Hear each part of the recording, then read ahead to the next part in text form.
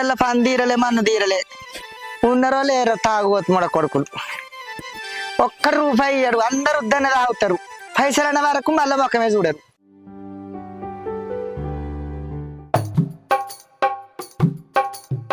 మెల్లగా తాగు, మెల్లగా తాగు. తాగుతాను మరి, ఏం చెప్తాం మరి. అవు గాని బావా, అంటే కోపంగా నీకు గా పైసలు ఇయ్యవా? ఇక్కడ అడుగుతానేమో గా తాళ్ళల్లో అడుగుతావా అంటావు. ఇస్తాను అనుకున్నా కానీ దొరుకుతలేవు, మరి ఏం చేద్దాం. ఇంట్లో వస్తానికి దొరుకుతాయా? ఇంట్లో దొరుకుతాయి మరి. అడిగి అడిగి నాకే ఇజ్జత్ అనిపిస్తాను.